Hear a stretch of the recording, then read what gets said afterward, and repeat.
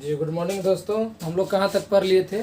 Alicyclic hydrocarbon और aromatic hydrocarbon. Alicyclic hydrocarbon, चलिए revise कर लेते हैं। एलिसाइक्लिक हाइड्रोकार्बन और पढ़ लिए थे एरोमेटिक हाइड्रोकार्बन।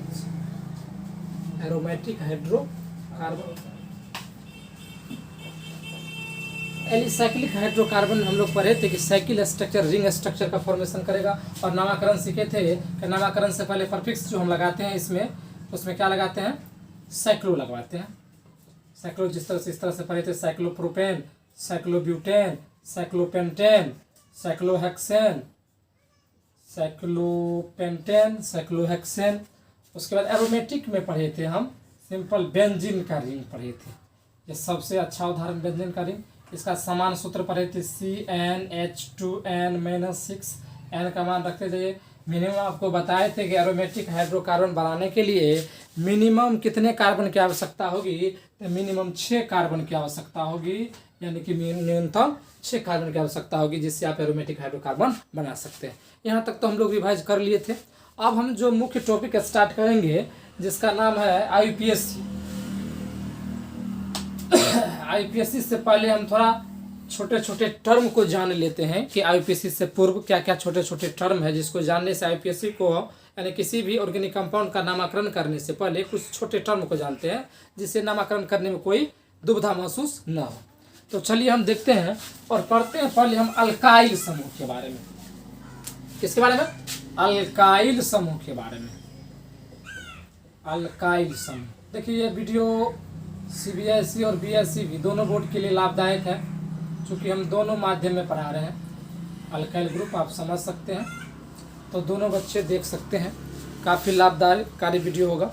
अल्काइल ग्रुप समझिए क्या होता है कि जब किसी अल्केन समूह में से एक हाइड्रोजन जब निकाल लेते हैं, यानी एक हाइड्रोजन को जब डिस्प्लेस किया जाता है, तो जो नया ग्रुप या नया समूह जो बनता है, उस नया समूह को हम अल्काइल ग्रुप बोलते हैं। यानी अल्केन में से एक हाइड्रोजन विस्थापित करना है, निकालना है, तो अल्काइल समूह का निर्माण होगा। अल्केन का समान सूत्र क्या पढ़े थे? CnH2n+2। इसमें से एक हाइड्रोजन निकालिए, 2 हाइड्रोजन, एक हाइड्रोजन निकलेगा तो CnH2n+1 हो जाएगा। यानी कि अल्केन का समान सूत्र तो आपको हो गया CnH2n+2, जबकि अल्काइल का समान सूत्र हो गया CnH2n+1। ये आपको काफ़ी आवश्यकता होगी जब आप किसी ऑर्गेनिक कंपाउंड का नोमेनक्लेचर करेंगे। यानी अल्काइल ग्रुप, यानी कि जब अल्केन में से एक हाइड्रोजन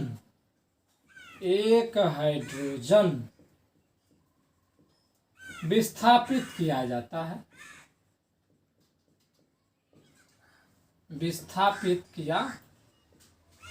है, तो नए समूह को अल्काइल समूह कहते हैं। दिखाई दे रहा है ना? अल्काइल समूह कहते हैं। यानी कि जब अल्केन में से एक हाइड्रोजन डिस्प्लेस किया जाता है, तो जो नए ग्रुप का फॉर्मेशन होता है, that new group is known as the alkyl group. Alkane में से अल्केन का समान सूत्र जो है, general formula of alkane is CnH2n+2, और एक हाइड्रोजन निकाले तो CnH2n+1, that is basically alkyl group. Alkyl group supposing अगर अल्केन का सबसे छोटा सदस्य हम बताए थे मीथेन होता है, चूंकि 1 कार्बन की संख्या अगर 1 होगा, और इस फॉर्मूला में हम रखेंगे कार्बन की संख्या 1, तो C1 और 2 × 1 2 2 4 CH4। यानी अल्केन समूह का सबसे छोटा जो सदस्य होगा, that is basically methane, which is known as the simplest hydrocarbons, और which is also known as the marsh gas, जिसको आप मार्स गैस भी कहते हैं। बताए थे कि गाय जब जुगाली करती है, जुगाली के समय उनके मुंह के लार में मीथेन गैस पाया जाता है। धान के खेत में दलदली भूमि में मीथेन गैस पाया जाता है। तो मीथेन बेसिकली क्या है, इसको समझते हैं। CH4 मीथेन यानी सबसे छोटा सिंपलेस्ट हाइड्रोकार्बन है, उसमें से एक हाइड्रोजन निकाल लेते हैं, समझिए इसका नाम है मीथेन, और इसमें से एक हाइड्रोकार्बन निकाल लिए तो बन गया CH3। यहाँ एक हाइड्रोजन निकाल रहे हैं, पहले हाइड्रोजन की संख्या था 4, अब एक हाइड्रोजन निकाल लिए तब हो गया 3। Carbon is remains constant, carbon में कोई परिवर्तन नहीं, सिर्फ हाइड्रोजन निकालना है। तो हाइड्रोजन निकाल लिए तो बताइए क्या हो गया, अल्काइल, यानी मीथेन जो था तो ANE हटा के YL जुट गया है, YL जुट गया। देख लीजिए ANE को हटा के क्या जुट गया है, YL। तो मीथेन में से ANE को हटाइए, YL को करेक्ट कीजिए, तो मीथेन से क्या हो जाएगा, मिथाइल हो जाएगा। अगर हम 2n = 2 रखते हैं, ये तो n = 1 रखे थे तो n = 1 से आपको मीथेन बना। अगर n = 2 रखते हैं तो कार्बन के 2 गुना से 2 अधिक हाइड्रोजन, तो कार्बन की संख्या 2 बोल रहा है रखने के लिए, तो C2H6 हो जाएगा फॉर्मूला में रखने पर। तो ये हो गया इथेन, इथेन में से एक हाइड्रोजन निकाल लिया तो C2H5, इसको बोलते हैं इथाइल, इसको क्या बोलते हैं, इथाइल। तो मीथेन में से एक हाइड्रोजन निकाले तो मिथाइल, इथेन में से निकाले तो इथाइल, प्रोपेन में से तो प्रोपाइल, ब्यूटेन में से तो ब्यूटाइल, इसी तरह से पेंटेन में से पेंटाइल, हेक्सेन में से हेक्साइल। इस प्रकार से जैसे जैसे जो भी अल्केन ग्रुप का सदस्य है, चाहे 1 कार्बन का क्यों न हो और चाहे 10 कार्बन का क्यों न हो, अगर उसमें से हम हाइड्रोजन निकालते हैं तो उसमें ANE को हटा कर YL कनेक्ट किया जाता है, वही हो गया अल्काइल ग्रुप। इसको जाके नोमेनक्लेचर में हम लोग सब्स्टिट्यूएंट ग्रुप भी पढ़ेंगे, यानी प्रतिविस्थापन ग्रुप भी पढ़ेंगे, जिसको पहले IUPAC यानी नोमेनक्लेचर में इसका नामकरण करने से पहले यही सब्स्टिट्यूएंट ग्रुप को लिखा जाता है। तो बात की कहानी है, लेकिन अभी तक जो हम पढ़ाए अल्काइल ग्रुप, ये समझ में आया कि नहीं आया। यानी कि जब अल्केन में से एक हाइड्रोजन विस्थापित किया जाता है तो जो नए समूह का निर्माण होता है, उसी नए समूह को हम क्या बोलते हैं, अल्काइल। मीथेन से निकाले तो मिथाइल, इथेन से निकाले तो इथाइल, प्रोपेन से निकाले तो प्रोपाइल, और ब्यूटेन से निकाले तो ब्यूटाइल। इसी सब को बाद में जाके जब IUPAC पढ़ेंगे तो इसी सब को पढ़ते हैं सब्स्टिट्यूएंट ग्रुप, जिसको पढ़ते हैं विस्थापक ग्रुप, सब्स्टिट्यूएंट ग्रुप पढ़ेंगे। बात क्लियर है। चलिए, तो यहां तक आपको उम्मीद करते हैं कि समझ आ गया होगा, यानी अल्काइल समूह। अब जो हमारा मेन टॉपिक स्टार्ट होने जा रहा है वो आपको IUPAC हो रहा है। IUPAC किसी भी IUPAC किसी भी ऑर्गेनिक कंपाउंड का नामकरण के बारे में हम पढ़ेंगे कि कोई भी ऑर्गेनिक जो कंपाउंड है उसका नामकरण कैसे किया जाता है। तो ऑर्गेनिक कंपाउंड है क्या, बेसिकली थोड़ा इसको भी जान लेते हैं कि ऑर्गेनिक कंपाउंड क्या है, व्हाट इज ऑर्गेनिक कंपाउंड। तो समझिए कार्बनिक यौगिक किसको बोलते हैं। जब तक पता नहीं रहेगा कि कार्बनिक यौगिक क्या है तो तब न उसका नामकरण निकालेंगे। तो कार्बनिक यौगिक जब भी IUPAC पढ़ाया जाता है तो पहले हम कार्बनिक यौगिक पढ़ते हैं, तब जानेंगे IUPAC। तब IUPAC का फुल फॉर्म एक एक चीज जानते हैं, ऑर्गेनिक कंपाउंड।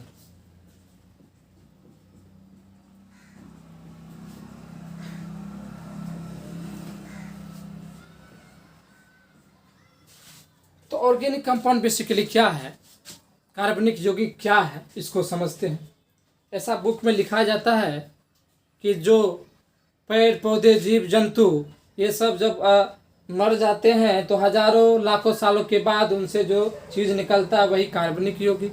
लेकिन ऐसा नहीं है। अब बहुत चीज़ किताब ये भी लिखता है कि कार्बन हाइड्रोजन से मिलकर ऑर्गेनिक कंपाउंड का निर्माण होता है, लेकिन नहीं, कार्बन हाइड्रोजन से तो हाइड्रोकार्बन का निर्माण होता है। अब हाइड्रोकार्बन के अलावा जो भी उनसे अटैच ग्रुप होंगे, व्युत्पन्न जो राशि होंगे, उसके जो डेरिवेटिव होंगे, उसको बोलेंगे हम ऑर्गेनिक कंपाउंड। यानी कि देखिए, hydrocarbon and it's derivative, hydrocarbon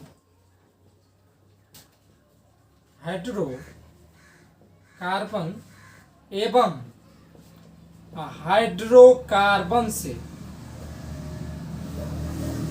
hydrocarbon से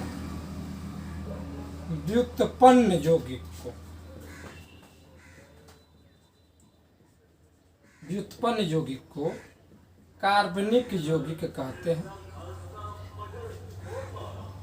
कार्बनिक यौगिक कहते हैं। अब देखिए उदाहरण के दृष्टिकोण से, अगर हम ग्लूकोज लेते हैं C6H12O6, देखिए कार्बन है, हाइड्रोजन है, ये दोनों तो हाइड्रोकार्बन हो गए। उसके अलावा दूसरा हाइड्रोकार्बन से व्युत्पन्न हाइड्रोकार्बन के अलावा भी कोई दूसरा अलग एलिमेंट, तो यही हो गया हाइड्रोकार्बन से व्युत्पन्न यौगिक। तो आपको हम बोलेंगे इसको कार्बनिक यौगिक। बहुत सारे हैं, फिर शुगर है, ये ग्लूकोज हो गया।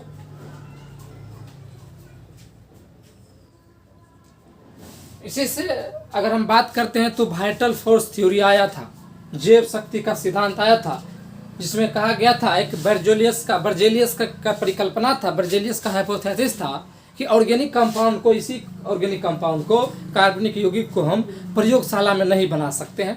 तो क्यों नहीं बना सकते हैं? What is the reason why organic compound can not synthesize in the laboratory? कि आप ऑर्गेनिक कंपाउंड को, कार्बनिक यौगिक को प्रयोगशाला में क्यों नहीं बना सकते हैं? तो उनका कहना था कि जो हम लोग चीज़ खाते हैं दैट इज कार्बनिक यौगिक, दैट इज ऑर्गेनिक कंपाउंड, वो तो हमारे शरीर के अंदर ही पाया जाता है, फिर उसको बाहर में बना कैसे सकते हैं? तो बर्जेलियस का जो परिकल्पना था वह गलत साबित हो जाता है। और बाद के दिनों में ओहलर साहब एक थ्योरी देते हैं और बोलते हैं कि ऑर्गेनिक कंपाउंड जो है उसको प्रयोगशाला में बनाया जा सकता है, और पहला कार्बनिक यौगिक यूरिया का निर्माण होता है एमोनियम साइनेट को गर्म करके। तो हम जैव शक्ति का सिद्धांत पढ़ते हैं, वाइटल फोर्स थ्योरी में बर्जेलियस क्या बोला था उसको समझते हैं। जैव शक्ति का सिद्धांत,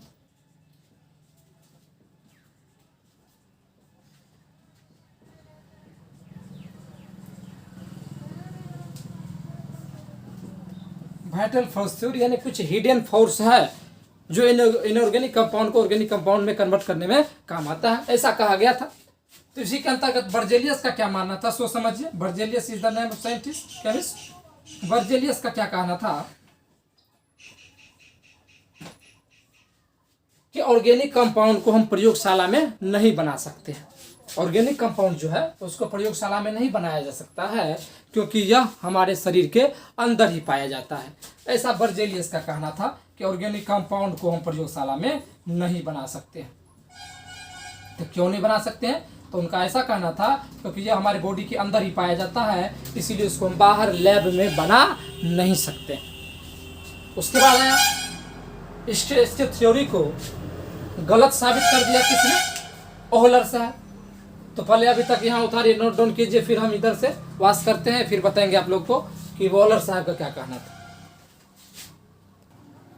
चलिए, तो बर्जेलियस का जो कहना था वो गलत साबित होता है, और किसने गलत साबित किया? ओहलर ने। रसायन के बहुत बड़े ज्ञाता थे ओहलर साहब, ओहलर। और इनका क्या कहना था समझिए कि ऑर्गेनिक कंपाउंड को हम प्रयोगशाला में बना सकते हैं, यानी कि कार्बनिक यौगिकों को, कार्बनिक यौगिकों को प्रयोगशाला में बनाया जा सकता है, प्रयोगशाला में बनाया जा सकता है। किसने बोला? ओहलर। बनाया जा सकता है। तो कैसे बनेंगे भाई? पहला कार्बनिक यौगिक क्या बना? एमोनिया, क्या कहते हैं, ओहलर के द्वारा। तो बोला एमोनियम साइनेट को गर्म करके, अमोनियम साइनेट को गर्म करके यूरिया का निर्माण होता है। यूरिया का निर्माण हुआ। एमोनियम साइनेट क्या है तो समझिए। एमोनियम साइनेट बार बार पूछ देता है। तो NH4CnO, एमोनियम साइनेट को हम गर्म किए, केमिस्ट्री की भाषा में हीट दे रहे हैं। हीट देने के बाद यूरिया का निर्माण हो गया, CONH2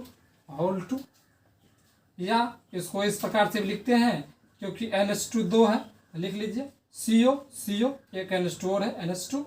ये जो बना है ऑर्गेनिक कंपाउंड ये है यूरिया, और यूरिया का ये सूत्र रासायनिक सूत्र है NH2CO NH2, और ये है अमोनियम साइनेट। क्या है, एमोनियम साइनेट। तो urea is the first organic compound which are synthesized in the laboratory, यानी कि यूरिया पहला कार्बनिक यौगिक है, यूरिया पहला कार्बनिक यौगिक है, पहला कार्बनिक यौगिक है जिसे प्रयोगशाला में बनाया गया, जिसे प्रयोगशाला लेबोरेटरी प्रयोगशाला में बनाया गया।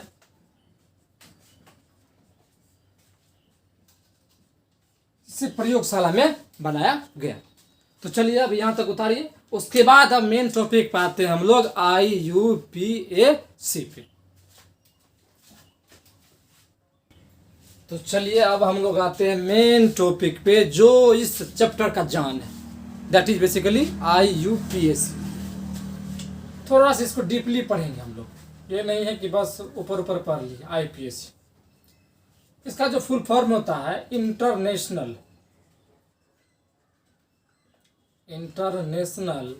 Union of pure and applied chemistry,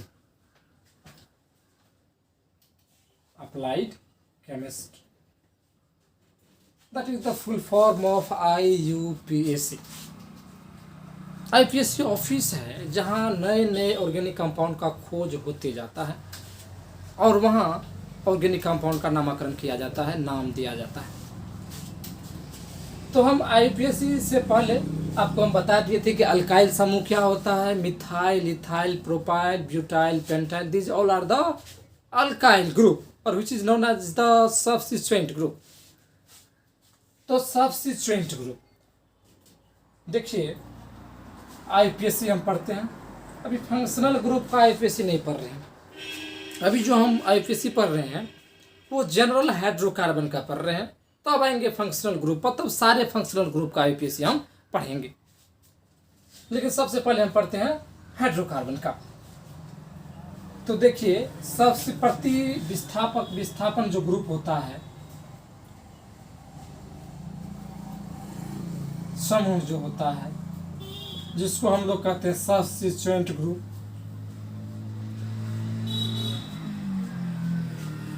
अभी पढ़े थे कि मिथाइल था तो CH3 जहां दिखाई दिया तो समझ जाइए मिथाइल है, C2H5 दिखाई दिया तो समझिए इथाइल है। यानी ये जितने भी समूह है सभी आपको सबस्टिट्यूएंट ग्रुप है।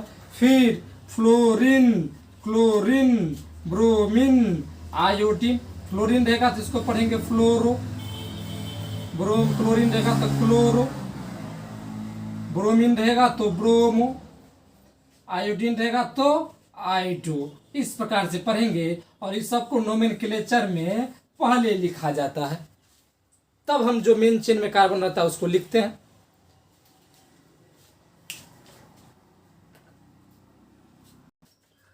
चलिए तो अभी तक जो हम पहले ये प्रतिविस्थापन ग्रुप यानी कि सबस्टिट्यूएंट ग्रुप के बारे में जान लिए कि जब भी जो चेन में ये सब दिखाई दिया तो पहले इसका नामकरण कीजिए। अगर CH3 जहां दिखाई दे इसका नाम लिखेंगे मिथाइल, जहां C2H5 दिखाई दे वहां लिखेंगे इथाइल, जहां F तो फ्लोरो, जहां Br तो ब्रोमो, जहां Cl तो क्लोरो, जहां I तो आइडो।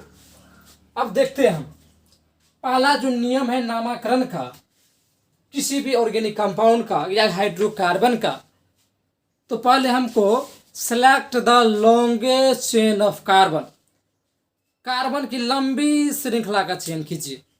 पहला जो नियम है कार्बन की लंबी श्रृंखला का चयन कीजिए। देखिए सपोज हम ले रहे हैं, अब नामकरण सीख रहे हैं,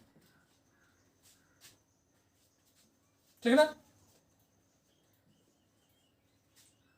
सबसे पहले आपको लंबी चेन का श्रृंखला का चयन करना है। तो 1 2 3 4 5, इसमें तो ब्रांच में कहीं ग्रुप ही नहीं था, इसलिए कोई परेशानी नहीं हुआ। यही चेन है, चाहे इधर से सेलेक्ट करे किधर से सेलेक्ट करे पोजीशन सेम रहेगा। इसका नामकरण पहले करते हैं, चलिए करते हैं। 5 कार्बन है, 5 के लिए हम लोग क्या लिखते हैं पेंट।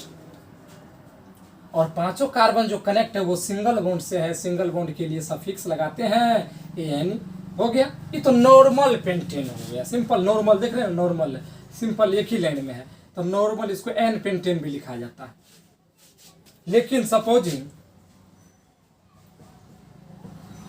आप बताइए, आप देखिए कि मेन चेन को सिलेक्ट करना है, सेलेक्ट सबसे पहले मेन चेन को सिलेक्ट करना है। अब किसको मेन चेन मानेंगे, तो उसको मेन चेन मानेंगे जिसमें कार्बन की संख्या सबसे अधिक हो। तो देखिए हम अगर यहाँ से काउंटिंग स्टार्ट करते हैं 1 2, अगर इधर आ जाते हैं 3, तब तो 3 कार्बन का चेन बना। लेकिन अगर हम उधर जाते हैं तो 3 और 4, तो कौन सा चेन बड़ा है, तो यही चेन जो है सबसे बड़ा है। तो इसी चेन को पहले सेलेक्ट कीजिए, इसको छोड़ दीजिए। हमेशा सेलेक्ट करना है वैसे चेनों का, वैसे श्रृंखला का जिसमें कार्बन की संख्या सबसे अधिक हो। Select the longest chain of carbon. अब सेलेक्ट कर लिया, बहुत बढ़िया। जो भी ब्रांच में कार्बन रहता है वही होता है सब्स्टिट्यूएंट ग्रुप, वही होता है प्रतिस्थापन ग्रुप। एक कार्बन लटका हुआ है ब्रांच में तो उसका नाम मिथाइल। अगर यहाँ एक कार्बन और रहता तो उसका नाम हो जाता इथाइल। उसका क्या नाम हो जाता, इथाइल। एक कार्बन लटका हुआ है जिसका नाम मिथाइल। और हम बोले थे भी कि जब भी आईयूपीएससी पढ़ेंगे तो जो सब्स्टिट्यूएंट ग्रुप है, जो प्रतिस्थापन ग्रुप है, उसको नामकरण में पहले लिखते हैं। चलिए लिखिए, सब्स्टिट्यूएंट ग्रुप क्या है। यहाँ एक कार्बन का नाम क्या है, मिथाइल। मिथाइल कितने पोजीशन पर है जी, 2 नंबर पर मिथाइल है, तो लिखेंगे 2 मिथाइल। पोजीशन बहुत बड़ा मायने रखता है नोमेनक्लेचर में, तो 2 नंबर पर मिथाइल है तो 2 नंबर पर मिथाइल देंगे। अब यहाँ परेशानी ये है नंबर, ये है लेटर। नंबर और लेटर के बीच में ये डैश होता है। हमेशा इस बातों को ध्यान में रखिएगा कि जब भी नंबर और लेटर आएगा उस दोनों के बीच में क्या होगा, डैश होता है। और नंबर आ गया उसके बीच में कोमा होगा। तो इस बातों को ध्यान में रखना अति आवश्यक है। तो यहाँ तक आप समझ गए होंगे कि सबसे पहले longest chain of carbon select करना है। उसके बाद देखते हैं जो ब्रांच में कार्बन है, एक कार्बन है तो मिथाइल, 2 कार्बन है इथाइल, अगर 3 रहता तो प्रोपाइल। ब्रांच में फ्लोरीन भी रह सकता है, ब्रांच में क्लोरीन भी रह सकता है, ब्रोमीन भी और आयोडीन भी रह सकता है। अगर फ्लोरीन रहे तो नाम देंगे फ्लोरो, जिस पोजीशन पर रहेगा उतना फ्लोरो। लेकिन अभी ब्रांच में क्या है, एक कार्बन है, एक कार्बन का मतलब मिथाइल ग्रुप है, तो मिथाइल, तो 2 पर है मिथाइल। अब देखिए मेन चेन में कितना कार्बन, 4, तो 4 के लिए ब्यूट। और चारों कार्बन जो कनेक्ट है क्या वो सिंगल बॉन्ड से है, तो हाँ सिंगल बॉन्ड से। सिंगल बॉन्ड करने का तात्पर्य सफिक्स एन लगाते हैं, हाँ ये एन ही लगाते हैं, तो लगाइए एन ही लगा दिए। तो इसका जो आईयूपीएसी नाम हो गया that is basically 2 methyl butane. अब हम आते हैं कुछ और उदाहरण देखते हैं। चलिए कोशिश करते हैं, बढ़िया से देखिए। ये बहुत बेसिक चीज है जिसके थ्रू आप किसी भी ऑर्गेनिक कंपाउंड का नामकरण कर सकते हैं। आप सेलेक्ट कीजिए, देखते हैं कैसे करते हैं। काउंटिंग इधर से भी कीजिए, कोई दिक्कत नहीं। इधर से भी कर रहे हैं तो 2 नंबर पर ब्रांच वाला आ रहा है। हमेशा इस बातों को भी ध्यान रखना है कि जो ब्रांच कार्बन है उसको भी मिनिमम स्थान मिलना चाहिए, मिनिमम पोजीशन मिलना चाहिए। अब हम क्या कहना चाह रहे हैं मिनिमम स्थान से, ये समझिए। अगर सपोजिंग इसी क्वेश्चन में अगर हम स्टार्ट करते इधर से काउंटिंग तो 1 2 3 नंबर पर ब्रांच वाला कार्बन आता, लेकिन अगर इधर से स्टार्ट कर दिए तो 2 नंबर पर आ गया। तो पोजीशन कम किधर से, इधर से जाने पर नजदीक से पहुंचते हैं हम ब्रांच कार्बन पर। तो हमेशा इस बात का भी ध्यान रखना है कि जो ब्रांच में कार्बन लटका हुआ है उसको भी मिनिमम पोजीशन मिलना चाहिए। अब चलिए काउंटिंग अगर इधर से स्टार्ट किए तो ये सब बड़ा ब्रांच वाला है तो इसको मिनिमम पोजीशन 2 मिल रहा है। अगर इधर से भी स्टार्ट करते तो 2 नंबर पर ब्रांच वाला कार्बन आता। तो आपकी इच्छा है कि इधर से भी काउंटिंग कर सकते हैं अगर ब्रांच वाला का पोजीशन दोनों तरफ से बराबर आ रहा हो तो चलिए किधर से भी कर लेते। मेन चेन में कितना कार्बन हो गया, 3 कार्बन हो गया। अगर इधर से भी आते हैं तो 1 2 3, तो ब्रांच में 2। किधरों से जाते हैं तो ब्रांच में 2 आएगा, मेन चेन में 3 आएगा। बहुत बढ़िया। अच्छा ब्रांच में अब 2 कार्बन आ रहा है, कितना कार्बन आ रहा है? 2 कार्बन आ रहा है। 2 कार्बन का देखिए ऊपरों में एक कार्बन जब लटका रहता है उसका नाम होता है मिथाइल। ये भी मिथाइल है और ये भी मिथाइल है। ये कंफ्यूजन नहीं करना है कि 2 कार्बन है तो मिथाइल ना होना चाहिए। भैया 2 कार्बन है लेकिन एक ही जगह नहीं है 2 कार्बन, एक ही जगह रहता 2 कार्बन तब इसका नाम होता है इथाइल। ये तो अलग अलग है, पोजीशन सेम है लेकिन अलग, एक ऊपर है और एक नीचे है। अगर यहीं से कनेक्ट होता दोनों तब होता इथाइल, लेकिन यहाँ से तो कनेक्ट आए नहीं। एक है ऊपर एक है नीचे, एक है टॉप तो एक है बॉटम। इस बात को समझिए। तो चलिए इसका आईपीसी लिखते हैं। 2 नंबर पर 2 मिथाइल ग्रुप है, 2 नंबर पर 2 मिथाइल ग्रुप है तो अपने अनुसार भी लिख सकते हैं। 2 नंबर पर मिथाइल ग्रुप है तो लिखिए, फिर 2 नंबर पर मिथाइल है लिखिए। हम बताए थे कि नंबर और लेटर के बीच में डैश होता है और मेन चेन में 3 है तो प्रोपेन। लेकिन एक ही चीज को बार बार लिखने में परेशानी हो रहा है। इसके लिए आईपीएससी जो एक नियम बनाया है उस नियम को देखते हैं कि जब 2 एक ही चीज बार बार लिख रहे हैं, देखिए 2 2 आ ही रहा है तो 2 2 लिखिए। मिथाइल 2 बार आ रहा है तो डाई लिखिए और मिथाइल 2 बार आ रहा है। अगर सेम चीज रिपीट करे 2 बार, अगर सेम चीज रिपीट करे 2 बार रिपीट करे तो डाई लगाते हैं। 3 बार रिपीट करे तो ट्राई, अगर 4 बार रिपीट करे तो टेट्रा लगाते हैं। इन चीजों का भी ध्यान रखना है आईपीएससी में। तो सेम चीज है, मिथाइल 2 बार रिपीट कर रहा है तो 2 बार रिपीट कर रहा है तो डाई लगेंगे। कितने पोजीशन पे है तो 2 पोजीशन पे, 2 गो है तो 2 2 और 2 गो मिथाइल है तो डाई मिथाइल। और मेन चेन में कितना है? 3 गो तो प्रोपेन। सिंपल, इस चीजों को समझिए। 2 2 डाई मिथाइल प्रोपेन। यहां तक समझ लिए। चलिए इसको नोट डाउन कीजिए पहले, फिर हम आगे आते हैं। यहां जो कंफ्यूजन होगा उसको नेक्स्ट क्वेश्चन में हल कर लिया जाएगा। चलिए और कुछ उदाहरण लेते हैं।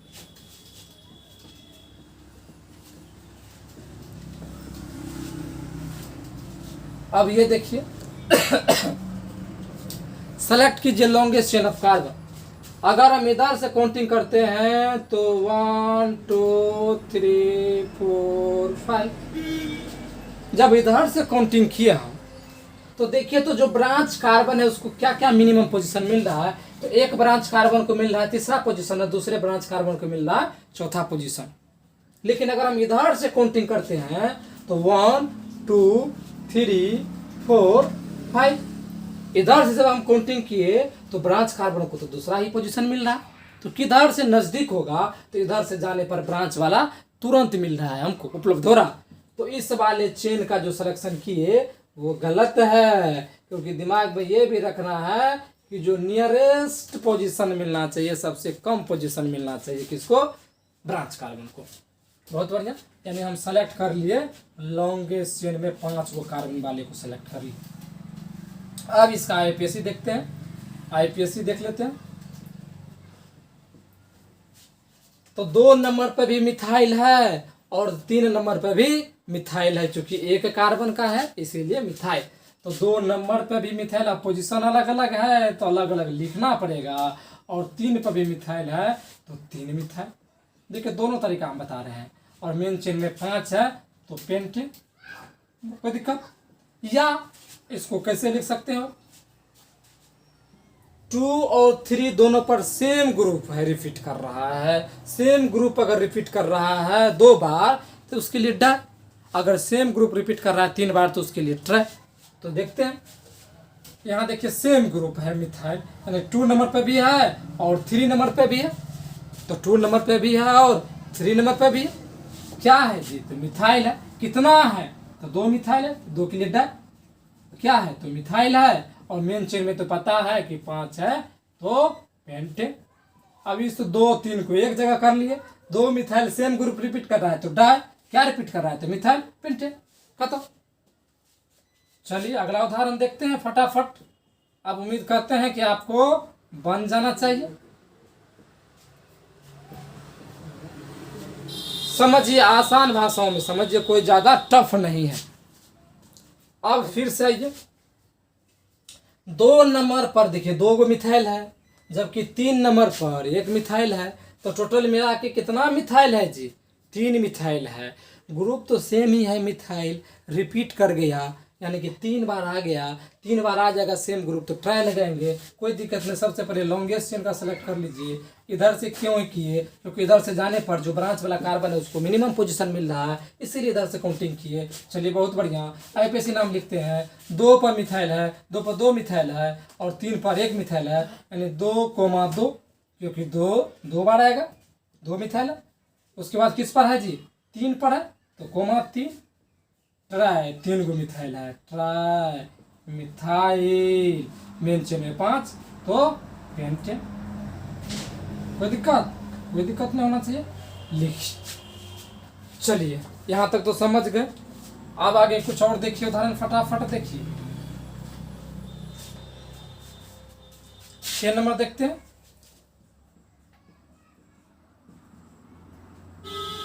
आप देखिए, अब दूसरा सब्स्टिट्यूएंट ग्रुप, प्रतिस्थापन ग्रुप फ्लोरीन आ गया।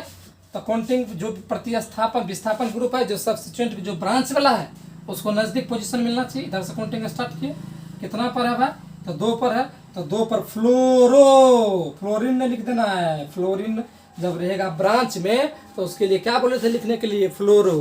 क्लोरीन रहे ब्रांच में तो क्लोरो, ब्रोमीन रहे तो ब्रोमो, आयोडीन तो आयोडो। तो कितना पर है? 2 पर फ्लोरो, तो 2 पर फ्लोरो। मेन चेन में कितना जी? मेन चेन में 4 गो, तो 2 फ्लोरो और ब्यूटेन, 2 फ्लोरो ब्यूटेन। चलिए अब उतारिए। चलिए अभी तक जो हम पढ़े वो बस अल्केन का सिंगल बॉन्ड का पढ़े हैं। ऐसा जरूरी नहीं है कि आईपीएससी में सिर्फ सिंगल बॉन्ड ही है, अगर डबल भी आ सकता है। चलिए देखते हैं उदाहरण के तौर पर। अब इसका हमको आईपीएससी लिखना है। चलिए लिखते हैं। अब अगर डबल बॉन्ड कार्बन चेन में आ जाए या ट्रिपल बॉन्ड आ जाए तो प्रायोरिटी सबसे पहले हम डबल को देंगे, या जब ट्रिपल सेम पोजीशन पर रहेगा तो ट्रिपल को देंगे। अब समझते हैं हम क्या बोलना चाह रहे हैं, वो एग्जांपल के थ्रू समझेंगे। देखिए काउंटिंग करते हैं स्टार्ट। 1 2 3 4। अगर इधर से भी काउंटिंग कर लेते तो मिनिमम पोजीशन देखिए, डबल बॉन्ड 2 नंबर पे आ रहा है, और इधर से भी स्टार्ट किए तो 2 नंबर पे आ रहा है, तो काउंटिंग आप किधर से भी कर सकते हैं, उसमें कोई आपत्ति नहीं है। अगर डबल या ट्रिपल बॉन्ड को सेम पोजीशन आ रहा हो तो काउंटिंग किधर से भी किया जा सकता है। इधर से भी किया तो डबल बॉन्ड 2 नंबर पर, इधर से भी किया तो डबल बॉन्ड 2 नंबर पर आ रहा है, तो नाम लिखते हैं। तो बहुत बढ़िया। देखिए मेन चेन में कितना है? 4 है। 4 अगर लिखते थे, अगर सिंगल बॉन्ड रहता तो हम क्या लिखते जी? ब्यूटेन लिखते। अगर सिंगल बॉन्ड रहता, डबल नहीं रहता, तो ब्यूटेन लिखते, कोई दिक्कत नहीं, लिख दीजिए। लेकिन अब तो ANE लगेगा नहीं, क्या लगेगा? ENE लगेगा। क्यों लगेगा? क्योंकि डबल बॉन्ड है। लेकिन देखिए डबल बॉन्ड कितने पोजीशन पर है, तो आप बोलेगा 2 नंबर पर है, 3 नंबर पर है, उससे मतलब नहीं है। इन दोनों में छोटा कौन है? 2 है। मिनिमम वाला पोजीशन को लेना है तो 2 को लेंगे, तो 2। और डबल बॉन्ड के लिए कौन सी लगाते हैं? ENE। तो हो गया ब्यूट 2 EN, खत्म। अब आगे आइए। अब सपोजिंग समझिए बारीकी से चीज को। अब किधर से काउंटिंग करे जी? इधर से करे कि इधर से करे काउंटिंग? तो कहा कि सर इधर से करते हैं तो 2 नंबर पर डबल बॉन्ड आता है, और इधर से करते हैं तो 1 नंबर पर डबल बॉन्ड आ जाता है। तो कौन सा ले? सिलेक्शन जो हम किए कौन सा सही है? ये ऊपर वाला कि नीचे वाला? तो बोलेंगे ऊपर वाला। क्यों जी? ऊपर वाले में सर डबल बॉन्ड को मिनिमम पोजीशन मिल रहा है, इसीलिए ऊपर वाला जो हमारा सिलेक्शन था वो सही। कोई बात नहीं, आपका बात मान लेते हैं। 1 नंबर पर डबल बॉन्ड है। आईपीसी कैसे लिखेंगे? तो बोले सर 5 गो कार्बन मेन चेन में है, तो पेंट लिख दीजिए। बहुत बढ़िया। कितना नंबर पर है डबल बॉन्ड? तो बोला 1 नंबर पर। अरे एक ही है डबल बॉन्ड क्या? नहीं, 2 डबल बॉन्ड है। तो एक 1 नंबर पर मिनिमम वाला, 1 और 2 दोनों पे है, लेकिन मिनिमम 1 है। 1 वाला को लेना है। इधर भी 3 और 4 पे था लेकिन मिनिमम 3 पर है। यानी कहने का मतलब सर डबल बॉन्ड तो 1 पर भी है और 3 पर भी है, तो कोई बात नहीं, दोनों लिखेंगे पोजीशन 1,3 दोनों लिखेंगे। और डबल बॉन्ड रिपीट कर रहा है, 2 बार आ रहा है सर। हम बताए थे कि अगर सेम ग्रुप रिपीट कर रहा है 2 बार तो उसके लिए डाई लगाते हैं। अगर सेम ग्रुप रिपीट कर जाए 3 बार तो उसके लिए ट्राई लगाते हैं। अगर सेम ग्रुप रिपीट कर जाए 4 बार तो उसके लिए टेट्रा लगाते हैं। बताइए अब कोई दिक्कत है क्या? कोई दिक्कत नहीं होना चाहिए। तो अभी सेम ग्रुप रिपीट कर रहा था 2 बार तो डाई लगाए, तो पेंट 1 3 पोजीशन को भी देखिए 1 3 और ENE लिखेंगे, लेकिन ENE से पहले यही सेम ग्रुप 2 बार ना रिपीट कर रहा है तो डाई लिखेंगे, यानी कि डाई ENE। अभी पता चला कि कहाँ कहाँ डैश लेते हैं, कहाँ कहाँ कोमा। यहाँ नंबर और लेटर था, बीच में डैश, नंबर था तो कोमा लेते हैं। कोई दिक्कत? कोई दिक्कत नहीं, चलिए। तो पेंट 1 3 डाई। तो सर आप तो अभी तक डाई वाला ही करा रहे हैं, सेम ग्रुप को 3 बार तो रिपीट कीजिए। ठीक है भाई, करते हैं। चलिए आपके कहे हुए को मान लेते हैं। चलिए आप किधर से स्टार्ट करें? इधर से करते हैं स्टार्ट। तो 2 नंबर पर डबल बॉन्ड इधर से करेंगे तो 1 नंबर पर तक काउंटिंग इधर से कीजिए।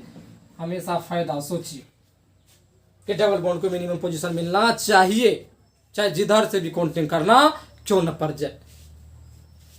तो चलिए अब देखते हैं मेन चेन में कार्बन की संख्या 7 के लिए कौन सी करते हैं? प्रीफिक्स हैप्ट। बहुत बढ़िया। अब डबल बॉन्ड 3 बार रिपीट कर रहा है। से the same group is repeating 3 times, prefix try will be used before the naming of any organic compound. तो चलिए देखते हैं। डबल बॉन्ड 1 नंबर पर है, डबल बॉन्ड 3 नंबर पर है, डबल बॉन्ड 5 नंबर पर है। तो डबल बॉन्ड 1 नंबर पर है, डबल बॉन्ड 3 नंबर पर है, डबल बॉन्ड 5 नंबर पर है, और ट्राई लिखेंगे क्योंकि सेम ग्रुप रिपीट कर रहा है 3 बार। और डबल बॉन्ड के लिए लिखते हैं ENE, तो लिख दीजिए ENE। हो गया, नाम खत्म। अब सर जब इतना बता दिए, अगर डबल बॉन्ड और ट्रिपल बॉन्ड दोनों आ जाए एक ही क्वेश्चन में तब क्या करेंगे? तब किधर से काउंटिंग स्टार्ट करेंगे? डबल बॉन्ड को पहले वैल्यू देंगे कि ट्रिपल बॉन्ड को? तो देखिए अगर डबल बॉन्ड और ट्रिपल बॉन्ड दोनों आ जाए तो priority first will given to the double bonded carbon. तो प्राथमिकता सबसे पहले डबल बॉन्डेड को देंगे। सर अगर एक और क्वेश्चन आ जाए कि अगर डबल बॉन्ड का भी पोजीशन सेम पड़ रहा हो और ट्रिपल बॉन्ड का भी पोजीशन सेम पड़ रहा हो तो उस कंडीशन में क्या करेंगे? तो उस कंडीशन में भी वही करेंगे जो डबल बॉन्ड के साथ कर रहे थे। हमेशा प्रायोरिटी सबसे पहले किसको देंगे? डबल बॉन्डेड को देंगे। किसको देंगे? डबल बॉन्डेड को देंगे। और तीसरा क्वेश्चन सर अगर डबल बॉन्ड 2 नंबर पे आ रहा हो और ट्रिपल बॉन्ड 3 नंबर पर आ रहा हो, या अगर ट्रिपल बॉन्ड आ रहा होगा 2 नंबर पर और डबल बॉन्ड 3 नंबर पर, तो जिधर से मल्टीपल बॉन्ड को यानी ट्रिपल बॉन्ड क्यों ना हो, अगर उसी को अगर मिनिमम पोजीशन मिल रहा है तो पहले उसको दीजिए पोजीशन। तो कंफ्यूजन दूर हो गया। तो क्वेश्चन करते हैं। चलिए एक क्वेश्चन था कि सर अगर डबल बॉन्ड भी आ गया ट्रिपल बॉन्ड भी आ गया और दोनों सेम पोजीशन है, अगर इधर से स्टार्ट करते हैं तो डबल बॉन्ड को सर 1 पोजीशन मिल जाता है, अगर इधर से स्टार्ट करते हैं तो ट्रिपल बॉन्ड को 1 मिल जाता है। ऐसा जब भी स्थिति आ गया कि डबल बॉन्ड और ट्रिपल बॉन्ड दोनों को सेम पोजीशन मिल रहा हो तो काउंटिंग किधर से स्टार्ट करेंगे? तो हमेशा काउंटिंग स्टार्ट करेंगे डबल बॉन्ड से। तो ये वाला काउंटिंग गलत हो गया, काउंटिंग इधर से करेंगे।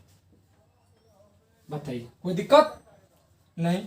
तो नाम लिखते हैं 5 कार्बन।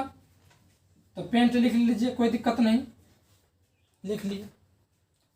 1 नंबर पर है डबल बॉन्ड तो 1 नंबर लिखिए। डबल बॉन्ड के लिए ENE लगाइए, कोई दिक्कत नहीं।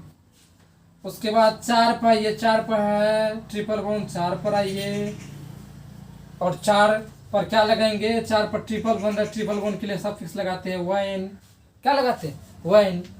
ई के बाद ए आवे, आई आवे, यू आवे, वाई आवे तो वाई हट जाता है। ई के बाद देखिए वहाँ वाई था तो समझिए ई के बाद ए आवे, आई आवे, ओ आवे, यू आवे, वाई आवे, तो ये हट जाता है। यानी ई था और ई के बाद क्या आ रहा है, वाई आ रहा है, वाई आ रहा है, तो वाई हट जाएगा। चलिए अभी यहाँ रहने दीजिए, इसको बाद में समझेंगे, अभी वो जब ज़्यादा डीपली जाएंगे तब समझेंगे। अभी इसको जैसे है वैसे लिखिए, इसको उतना आप मत लीजिए, इसको रहने दीजिए जैसे है वैसे, ठीक है। पेंट 1 ENE और 4 पर WN, इसको समझेंगे, सारा नियम है, कुछ आगे उसको पढ़ेंगे तब सारा चीज़ क्लियर हो जाएगा। लेकिन यही सही है, अभी तक समझ रहे हैं क्या है कि अगर डबल बॉन्ड और triple bonds comes at the same position, firstly priority will be given to the double bonded carbon atoms. प्राथमिकता सबसे पहले किसको देंगे हम, डबल बॉन्डेड को देंगे। बहुत बढ़िया। चलिए अगर एक ऐसा उदाहरण आ जाए कि डबल बॉन्ड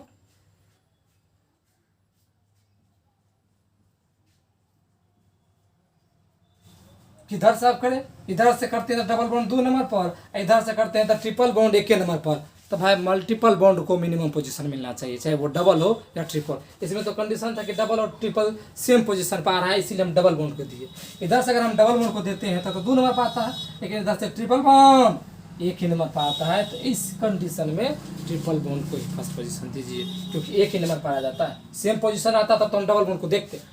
इधर से कीजिए, चलिए पेंट, तो पेंट 3 पर EN, 3 पर EN। हम यहाँ क्या बताए थे कि ई के बाद ए आवे, आई आवे, ओ आवे, यू आवे, वाई आवे, ई का कोई वैल्यू नहीं रहता है, वो कट जाता है। इसका मतलब यहाँ से ई हटा सकते हैं, कोई दिक्कत नहीं है, ये हटा सकते हैं। पेंट 1 इन 4 आइन भी लिख सकते हैं। इसको आगे के क्लास में जाके हम फर्दर 11th में क्लियर करते हैं। ये सही ही नोमेनक्लेचर हो जाता है। ई के बाद अगर ये सब चीज आता है तो यहाँ ई हट जाता है। यहाँ देखते हैं, यहाँ कोई कंफ्यूजन तो नहीं है। ई के बाद यहाँ ए आ जाए, आई आ जाए, ओ आ जाए, यू आ जाए, वाई आ जाए, तो यहाँ जो ई लिखते हैं वो हट जाता है। कोई दिक्कत नहीं। 3 इन लिख दिए। क्यों लिखे इन? अरे भाई यहाँ हम 1 पर आइन क्यों लिखे? अरे ई अल्फाबेट के अनुसार भी चलना होता है। ई पहले आता है कि वाई आता है, तो सर ई आता है, इसीलिए 3 ENE को लिखे। और 1 नंबर पर है YNE, तो YN। फिर देखिए ई के बाद वाई आ गया, ई के बाद वाई आ गया, तो ई को हटा दीजिए, ई को हटा दीजिए। ये चीज़ भी काफ़ी मायने रखता है। चीज़ नीचा दिख रहा है, हाँ, ये चीज़ भी काफ़ी मायने रखता है। ई के बाद आपको ई के बाद यहाँ जो आता है उसके बाद अगर वाई आ जाए, जो भी आ जाए, तो ई यहाँ से कैंसिल हो जाएगा और ये आपका करेक्ट IUPAC हो जाएगा। तो अभी तक हम लोग पढ़ लिए हैं कि IUPAC हाइड्रोकार्बन का किस प्रकार से हो, चाहे डबल बॉन्डेड हो, ट्रिपल बॉन्डेड हो या सिंगल बॉन्डेड हो। अब जो हम नेक्स्ट क्लास में पढ़ेंगे वो फंक्शनल ग्रुप के IUPAC के बारे में पढ़ेंगे। तो वीडियो को पॉज कीजिए और उतारिए।